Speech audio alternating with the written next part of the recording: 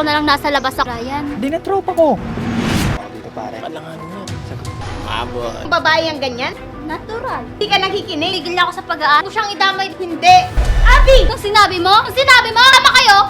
Sa kalayas ka? Oo na, lang ako!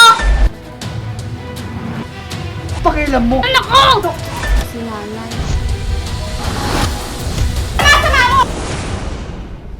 Abi, saan ka na naman pupunta? Nais mo na ba yung mga pinapais ko sa'yo? Tsaka nanay, may pupuntahan pa po kami ngayon. Nagmamadali na ako. Wala ka na nga pasok ngayon, hindi mo pa maayos? Madali na lang yun, nay. Madali lang pala. Eh bakit hindi mo maayos? Aatin po kasi kami ng birthday ni Brian.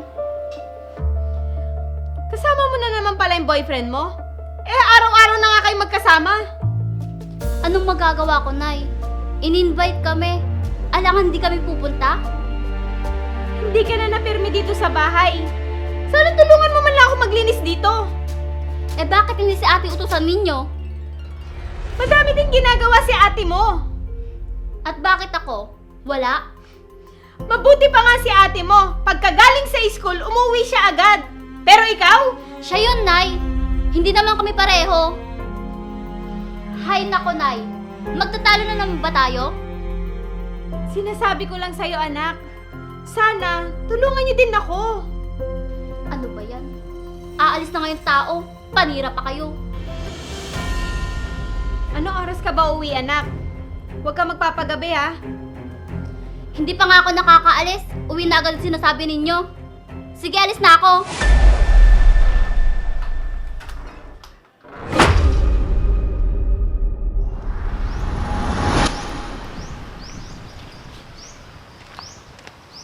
Brian, pasensya na. Kanina ka pa ba dito? Ba't ang tagal mo? Kanina pa kita hinihintay. Si nanay kasi, ang daming sinasabi. Kaya natagalan ako. Ganun ba? Nakakapagod na sa bahay. Puro utos na lang. Tapos, magbubunga nga pa. Iinit na naman ang ulo mo. Relax ka lang. Nakakainis kasi. Mas gusto ko na lang nasa labas ako. Kasama ka. Talaga. Huwag mo na kang isipin yun. Halika na. Naghihintay na yung mga tropa ko doon. Tara.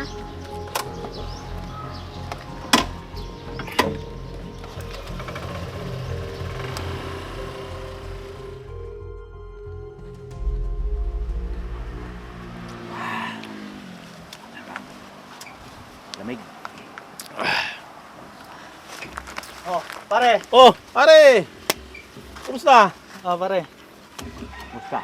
Ayos lang. Po kayo, po. Brian, akala ko ba birthday party ang pupuntahan natin? Birthday nga. Birthday na tropa ko. Pare, oh. Baso. Oh. Shot.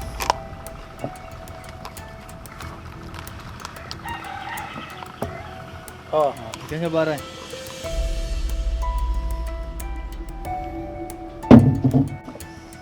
Cheers, pare. Cheers pare.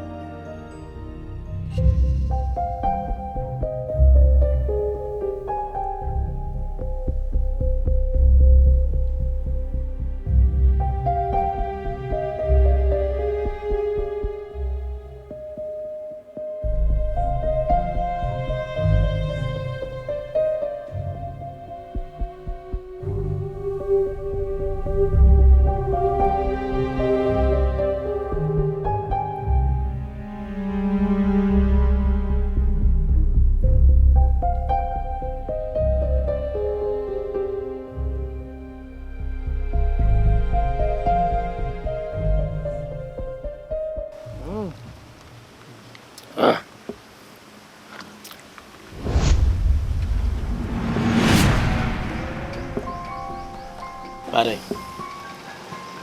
meron ka ba dyan?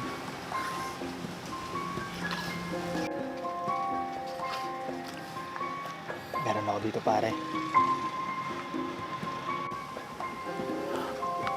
Paano yung kasama mo, pare? Makalanganin yan.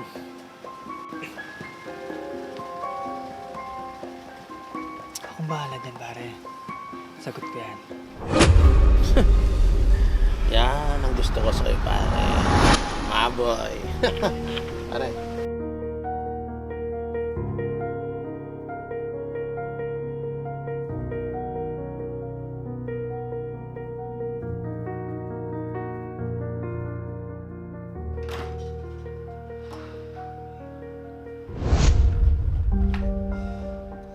Sakit ng ulo ko.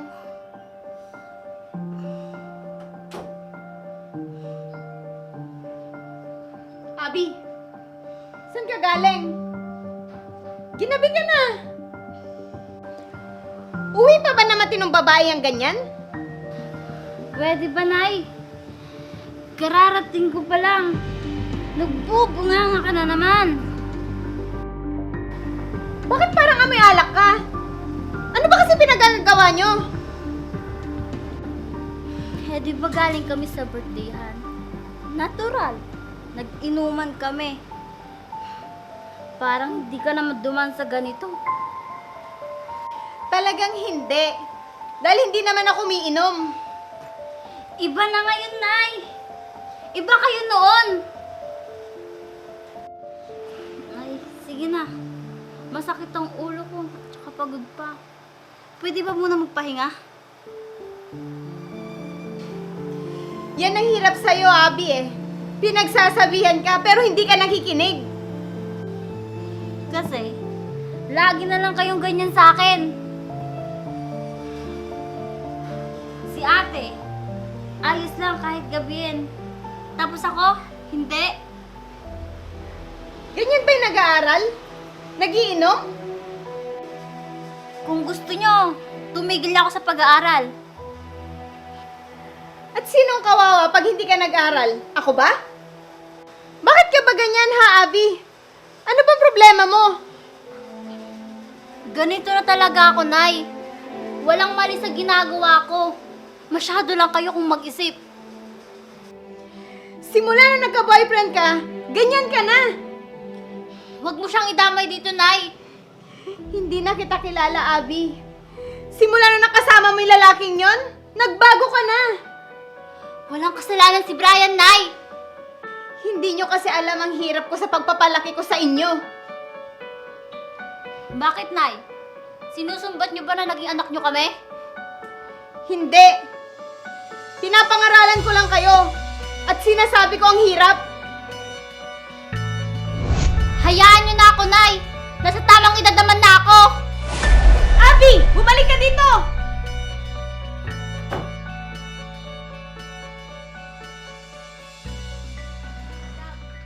Ayusin ko muna mga gamit ko. Dumating na pala ang prinsesa ng bahay. Anong sinabi mo? Totoo naman, di ba? Wala ka nga naitutulong dito sa bahay eh. Tsaka kahit nandito ka, lagi mo naman ka-video call yung boyfriend mo. Eh, ano naman pakialam mo? Lagi na lang kasi kami ni nanay nagtatrabaho dito sa bahay. At ikaw, paalis-alis lang? Nandyan ka naman, di ba? Akala mo kung sino ka makapagsalita. Mas matanda ako sa'yo, kaya dapat nakikinig ka sa akin. Palibhasa kasi isip bata ka. Anong sinabi mo?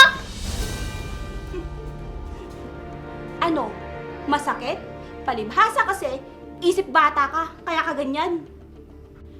Hindi ka na naawa kay nanay.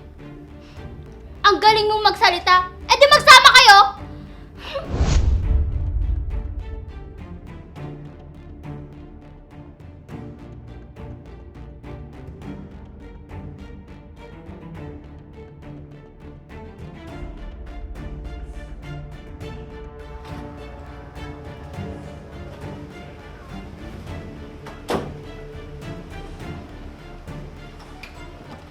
Abi, saan ka pupunta? gamit. Maglalayas ka?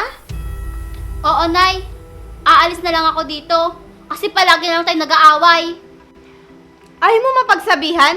At ikaw pang may ganang magalit sa akin? Nakakasawa na kasi, Nay. Palagi na lang tayong ganito sa bahay. At saan ka naman pupunta ngayon? Akala mo ba kaya mo na mabuhay mag-isa? Basta, kahit saan. Yung malayo sa inyo. Tatlo na nga lang tayo dito sa bahay. Tapos aalis ka pa? Nandiyan naman si Ate Emma. 'Di ba? Siya naman palagi kasama ninyo.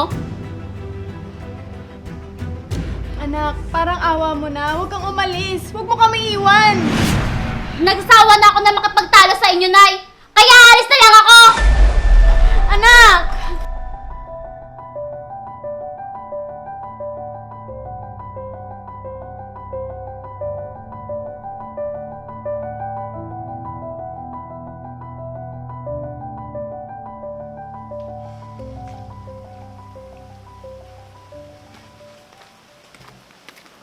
Brian, Oh, Abby.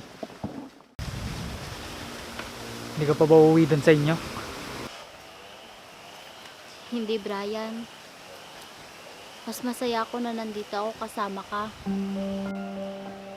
Sigurado ka ba sa desisyon mo na yan? Baka hanapin ka sa inyo. Hayaan mo sila. Masasanay din sila na wala ako.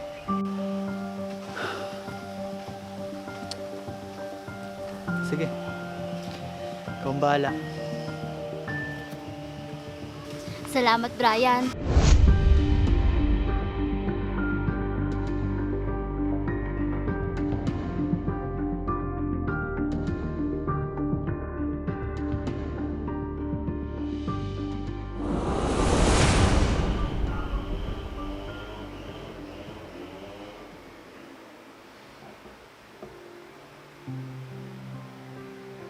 Nay, tubig po. Inom po muna kayo. Salamat po. Malungkot na naman po kayo.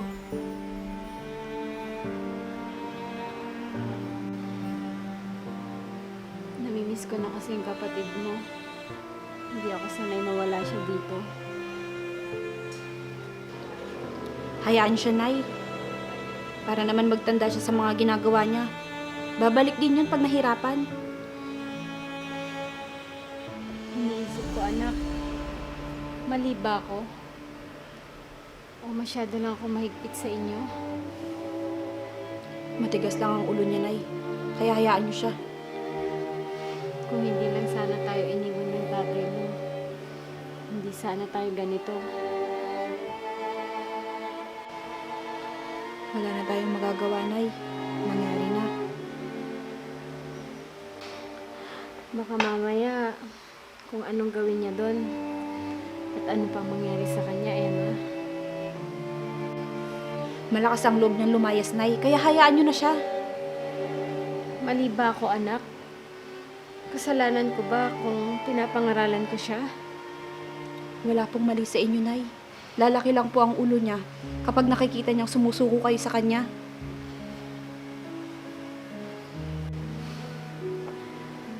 Bakit ba nagkaganon yung kapatid mo?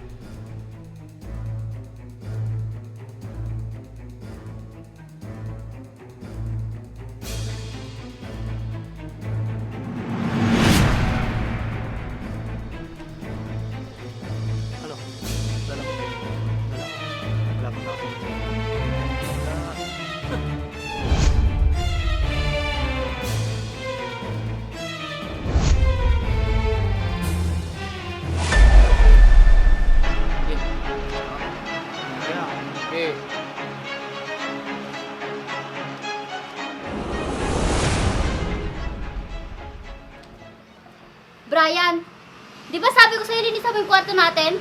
At pati pinagkainan natin, hugasan mo! Huwag mo nga akong sinisigawan. Ha? Ano bang pakialam mo? Ha? Bahay ko to. Kaya huwag mo akong inuutusan. Ha? Tandaan mo, ha? Brian, nasaktan ako! Bakit? Nagre-reklamo ka? Sasaktan ako, Brian! Baka nakakalimutan mo. Ikaw mismo ang nagpumilit na pumunta ka rito. Sasaktan ako! Kung umangal, sige pasok!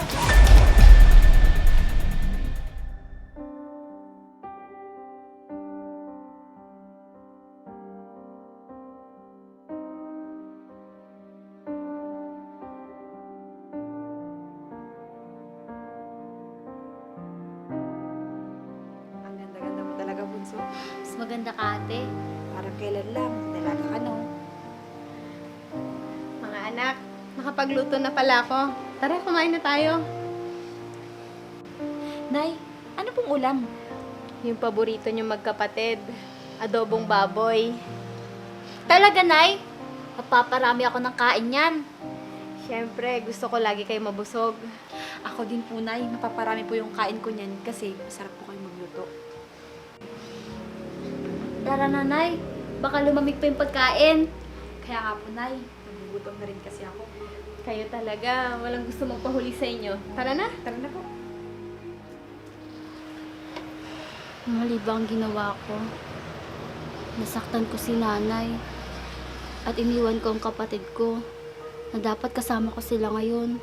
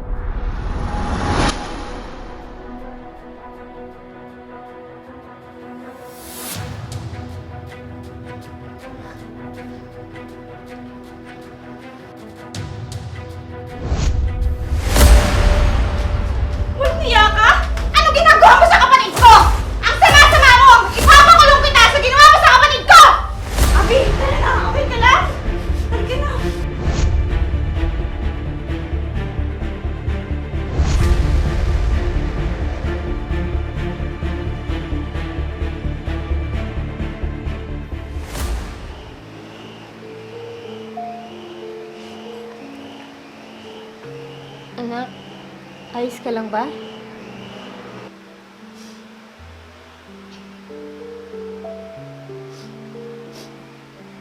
Nay, patawarin niyo po ako.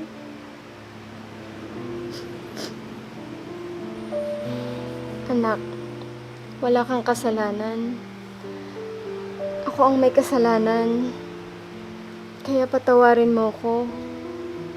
Kung hindi ako perpektong nanay sa inyo.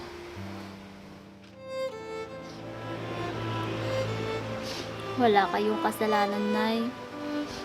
Matigas lang talaga ang ulo ko. At hindi marunong makinig. Wala akong tampo at galit sa'yo, anak.